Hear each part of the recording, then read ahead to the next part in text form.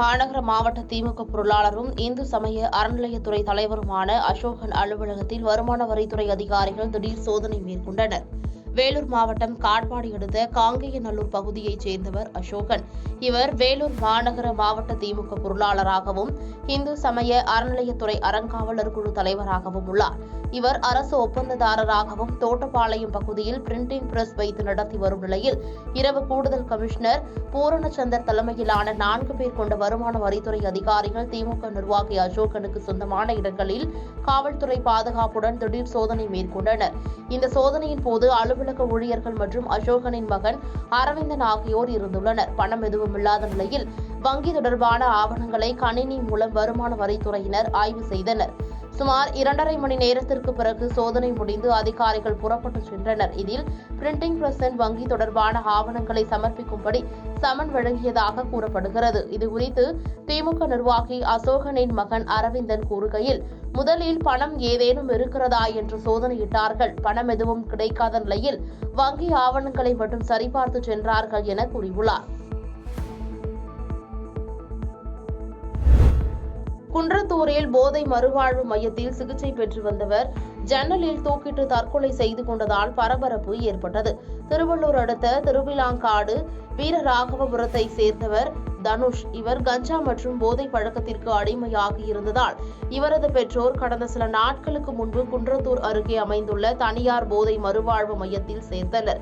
இந்நிலையில் போதை மறுவாழ்வு மையத்தில் தனுஷ் ஜன்னலில் தூக்கிட்டு தற்கொலை செய்து கொண்டதை கண்டு அங்கிருந்தவர்கள் அதிர்ச்சி அடைந்தனர். இதையடுத்து போதை மறுவாழ்வு மையத்தில் இருந்த ஊழியர்கள் தனுஷை மீட்டு குரோம்பேட்டை அரசு மருத்துவமனைக்கு கொண்டு சென்றனர்.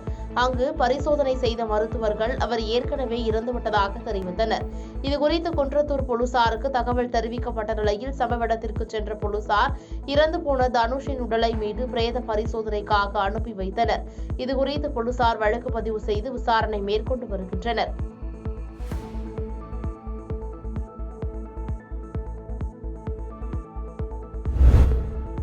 நத்தம் அருகே உரிய ஆவணமின்றி எடுத்து வரப்பட்ட 1,76,780 ரூபாய் பணத்தை தேர்தல் நிலையான கண்காணிப்பு குழுவினர் கைப்பற்றினர். திண்டுக்கல் மாவட்டம் நத்தம் அருகே வேம்பரளி சோதனை சாவடியில் தேர்தல் நிலையான கண்காணிப்பு குழு அதிகாரி காளிமுத்து தலைமையில் போலீசார் உதவியுடன் தீவிர வாகன சோதனை நடத்தினர்.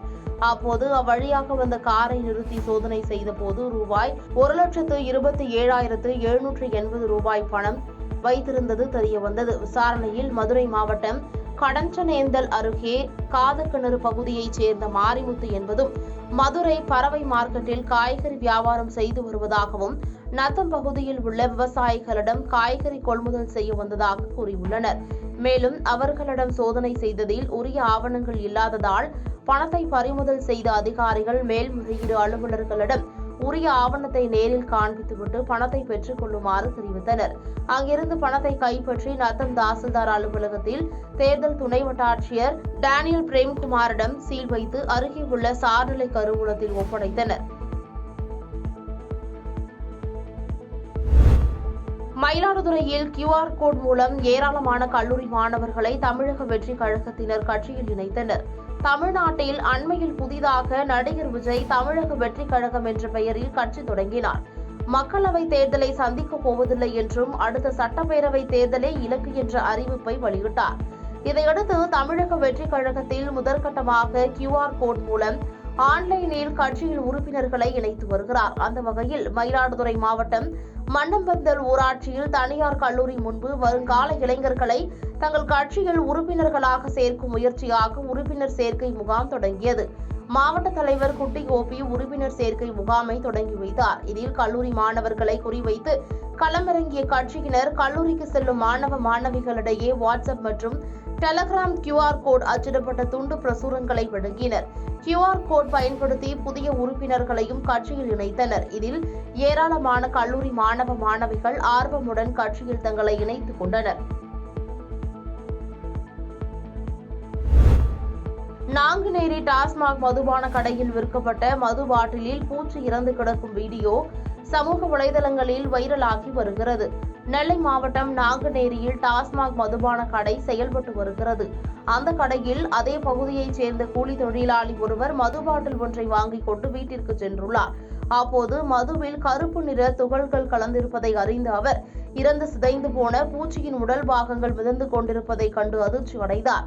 இதையடுத்து மீண்டும் மதுபான கடைக்கு சென்றவர் பாட்டிலுக்கு பதிலாக வேறு பாட்டில் தருமாறு கேட்டுள்ளார். இதற்கு ஊழியர்கள் மறுத்துள்ளனர். இதனால் மிகவும் வேதனை அடைந்த கூலி தொழிலாளி தரமற்ற முறையில் மதுபானம் விற்கப்படுவதாக குற்றம் சாட்டினார். மேலும் தரமான மதுபானங்களை விற்க அரசு நடவடிக்கை எடுக்க வேண்டும் எனவும் வலியுறுத்தினார். இந்த சம்பவம் அப்பகுதி மது பிரியர்களிடையே அச்சத்தை ஏற்படுத்தியதோடு தற்போது சமூக வலைதளங்களிலும் வீடியோ வைரலாகி வருகிறது. பாதகம் செய்பவரை கண்டால் நாம் பயங்கொள்ளலாகாது பாப்பா, மோதி மிதித்து விடு பாப்பா, அவர் முகத்தில் உமிழ்ந்து விடு பாப்பா. அண்மை செய்திகளை உடனுக்குடன் தெரிந்து கொள்ள இணைந்திருங்கள் இயம்நாடு தொலைக்காட்சியுடன்.